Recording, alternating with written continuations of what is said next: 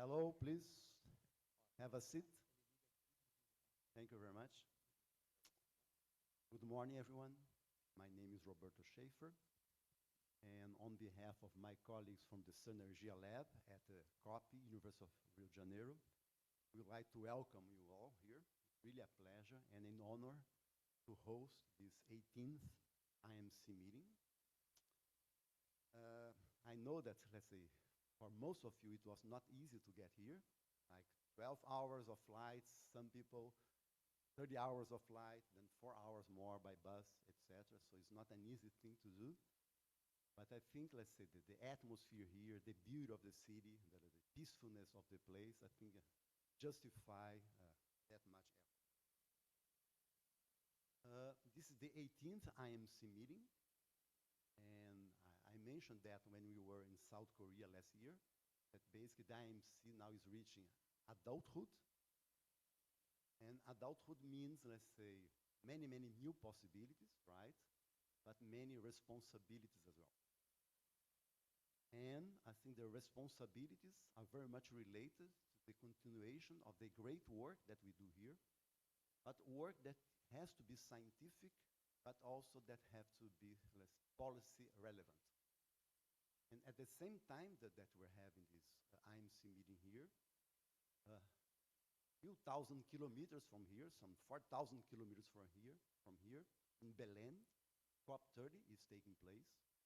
And there we have more than 190 countries represented, head of states, negotiators. And basically they're discussing things that are extremely important, and we are part of those discussions. Basically the kind of knowledge, the kind of studies that we produce can feed very much into that process, and I think it's part of our responsibility to do that. Last week, on Friday and yesterday again, the president of Brazil, in Belém, they raised the issue that was raised before during COP28 and somehow was forgotten in COP29, which is the need for phasing out of fossil fuels.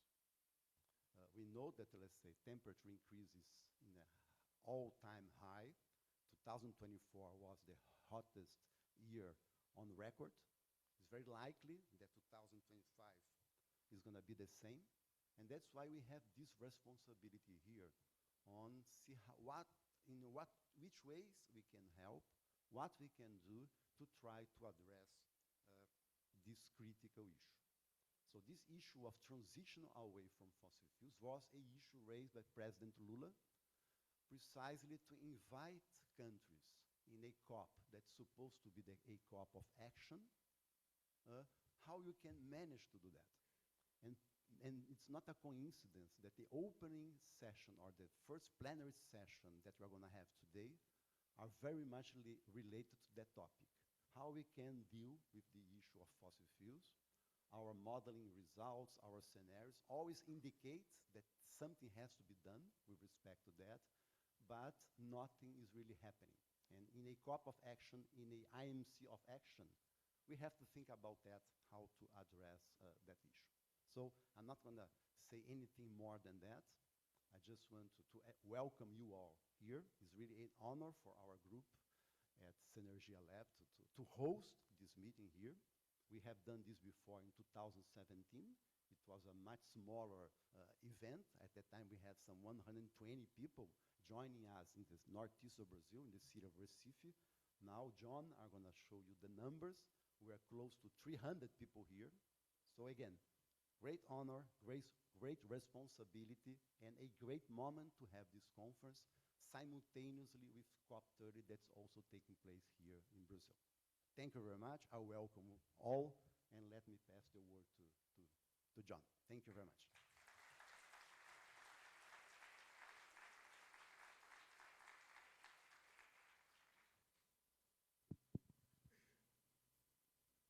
Good morning, and I'd like to follow Roberto and welcome you all here to Voices. So I have, in the interest of time, I think I'll talk from here, and I have just a couple of objectives here. One is to thank a lot of people, and two is to give you a little bit of an update on where the IMC is. I would say On the latter, having been involved since the beginning, maybe 20 years ago, when the idea of something like the IMC came up, and then being asked to be involved in it and being one of the 3 founders, it is very gratifying, as Roberto's already suggested, to see how far it's grown. I think back then we had wild dreams about a group this big and this dynamic, with people from many generations from all over the world joining us in a great place like this with a fantastic host like Roberto. So first of all, I'd like to thank Roberto and his organizing group and many of the institutes shown on the upper right-hand side. I'd like to not lose the opportunity to thank the sponsors, which you see here on the bottom right: Climate Works Foundation, ICS, Reconnect, and the Wellcome Trust. We really appreciate your support, and either couldn't be here or couldn't have such a great program and great venue and social events without their support. So thank you very much to them. Let's give a hand to that. Now, quickly now, to remind all of you, or tell all you newcomers and remind all you who have been here for a while, the IMC was created in 2007. Initially, long story, it was formed in response to a request for the IPCC for a research organization to develop new scenarios. Big debate then about whether the IPCC should continue in violation of its own rules to do its own scenarios and evaluate them immediately, or the community at large, like the climate modeling community, should do their scenarios. So that was the genesis event. It started with 3 organizations, IASA with Nebisa Nakacinovic, National Institute for Environmental Studies from Japan with Mikiko Kanuma, and myself from EMF at Stanford.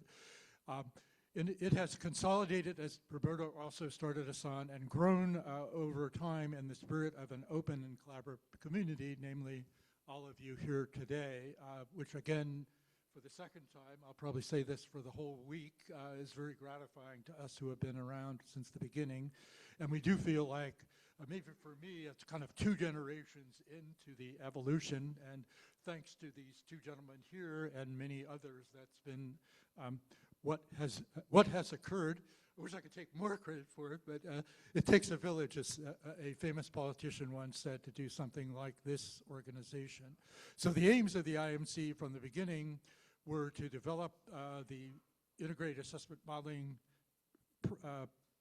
practice and applications with peer interactions, coordinate amongst the traditional earth sciences community as represented in the 3 IPCC working groups, the climate modeling, the climate impacts, and the emissions and mitigation work groups, but also to provide, and you'll see some good examples of this, a point of contact with other institutions and organizations interacting with the IM community, which includes now the IPCC, but also the sustainable finance community and several others you'll hear about as we go through the 4 days of this meeting. It is now a global community. You'll see here where all the members are in 78 institutions, 30 countries, 1,800 individual members. I would say that thanks to Roberto again, we have expanded in South America, where we happen to sit today. We are hoping to expand more in Africa, and there are plans underway to do that. Again, Roberto is helping with that amongst many other people you'll see on the podium this week. So the organization of the IMC is a voluntary organization in many ways, but we do have a structure with a scientific steering committee, which has 14 of us who are kind of firmly committed to the long-run health and well-being of the IMC. But most of the work is done, the actual work is done through the scientific steering committee, scientific working groups, in which we have 5 now, which I'll talk about in a second. So the work is conducted through them, and we have a really good secretariat, which transitioned a year and a half, 2 years ago under Kewan Riahi at IASA. I'd like to single out for getting us here in one piece. In addition to Roberto's group, Pat Wagner from IASA and Ugeta Monam Phip who kind of is an independent consultant and an expert in putting together great meetings like this one. So the scientific working groups are essentially the data protocol group, the scenarios group. See if I can read it back here more easily. Evaluation and diagnostics. Climate-rated finance, which was not one of the original ones, but is a very active group now, and most recently, again, with Roberto and Shinichiro Fujimori in the lead, and now a few other folks. The national scenarios one, which is a big trend in integrated assessment, to make sure that the global picture from the global IMs is roughly consistent, and where it's not inconsistent, why it's not consistent with the individual national modeling efforts. We have a Dynamite Advisory Council with 16 members on it from many different institutions. Chris Eby is sitting in the front row here. We have a couple of other of them here. Others just participate remotely. So they give us guidance on what would be most efficacious to study, what are the big issues of the day from their point of view, from the point of view of the negotiations, the IPCC, and many other institutions, and many different perspectives ranging from different communities of scientific expertise and different stakeholder so-called perspectives. So that's been a very fun part of this job, and we get great advice from all of them. So what do we do substantively? We have annual meetings like this. We have webinars periodically. We help support and sponsor and co-sponsor key events where it seems like they are consistent with our goals and objectives. We have a monthly newsletter, resources for the community, a job opportunity posting. We have awards. You'll see several awards presented this week: Lifetime Achievement, Extraordinary Contribution to the Field of Integrated Assessment, which is a more here and now, who's done the most for the organization, who has not yet been recognized in the last year or two or three. We have recently established an Early Career Award. A big debate about what the break point between early and late career is, but I think it's around 35 or 37 years old. A modulo, years from degree, and a bunch of other criteria. And we also, as you'll see, presented here and a couple of weeks ago online, poster competition. You see the poster racks set up right outside this venue here. So with that, I'd like to thank you all for coming, but also thank our very able, longtime program chairman, Detlef and Vuuren, who was with us back in the beginning, not one of the three founders, but very close to it, and kind of part of the, along with Roberto, part of the heart and soul of the Integrated Assessment Modeling Consortium. So Detlef, take it away and give us a tour of what we're going to see this week.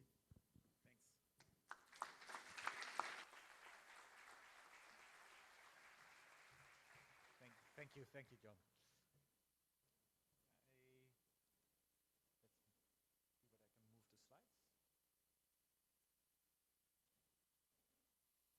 So I would like to welcome you all as well on this 18th IMC annual meeting in such a wonderful place. So I'm really looking forward for the next 3 days, and also, as you see in a moment, not only based on the location, also based on the program. Yeah, I think that for many of us, going back from last year to here, probably thought that this year was a little bit disappointing in terms of climate action. I think we had hoped for much more in terms of new formulations of NDCs. Hopefully, at the COP, some progress can be made. And yeah, that critically depends also on science contributions. And so the next few days, we will share quite a bit of that. So I think this year is, again, one of the largest conferences that we have organized. We have in total 340 participants and about 270 people here on site. We still have more males during our conference than females, but it is getting more equal. Yeah, and in terms of where people come from, we have people from all over the world. Obviously, a little bit more from Europe, as you can see, but also a large participation from Asia and Latin America. Yeah, so in terms of logistics, you have already found the plenary room. The breakout rooms are here next to this room in this area. Some of you might still have to register, and you passed the place to register. We have the coffee break here in the foyer, and lunches are in the restaurant, which is near the pool. The in-person poster session this evening is also in the foyer. If you have need any help with logistics to the airport, the email is indicated. Yeah, we will record the oral sessions at the parallel sessions and the plenary, and they will be shared for participants only. The plenary sessions recordings will be made available in the end also publicly. Other discussions, like for the ones on the scientific work groups, are not recorded. And the abstracts of all the presentations can be found still on Oxford Abstracts. Yeah, and Oxford Abstracts is an important way to find your route in this conference. So make sure that you log in. There are also probably updates to the program or news items. And you can also create your own calendar in that program. So log in, bookmark certain sessions that you would like to go, and automatically it gives you an idea of the program as it turns out for you. So really use that app. Yeah, so I think I now moved. So I was going to go a little bit through the program. So we have now this opening session, but right after it, we have the first plenary session, which is this session that connects us to the negotiations in Belém and tries to say something about what is needed to create a COPPE of action. And after that, we have the community project session, where we quickly go through all kinds of quick presentations to hear about what new community projects are started. Then we have the first breakout sessions that continues throughout the day. I'm not sure. Okay.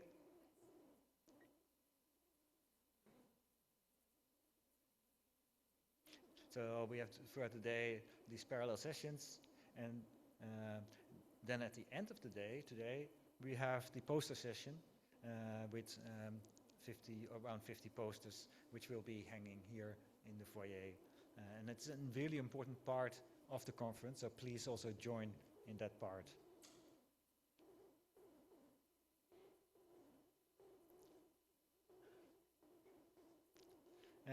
And please, another important event is the group photo. Will be today before we go to lunch at 12:45.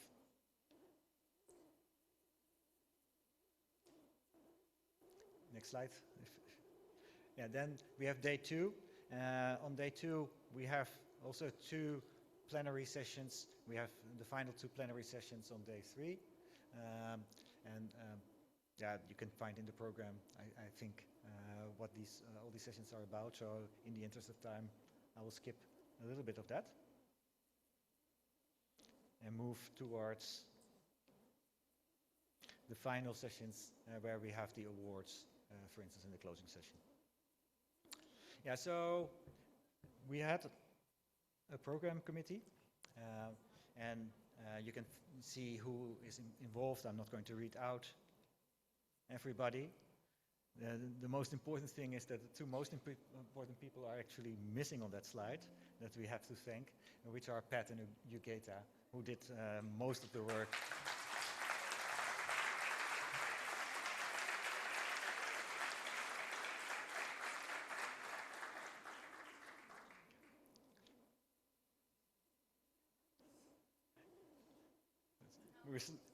Now it works. Okay, perfect. So that was the thank you slide. Yeah, and I think we also want to do, again, a round of applause for the local organizers, which is a whole group of people organized by Roberto, or making sure that this conference works. So we really would like to thank those as well.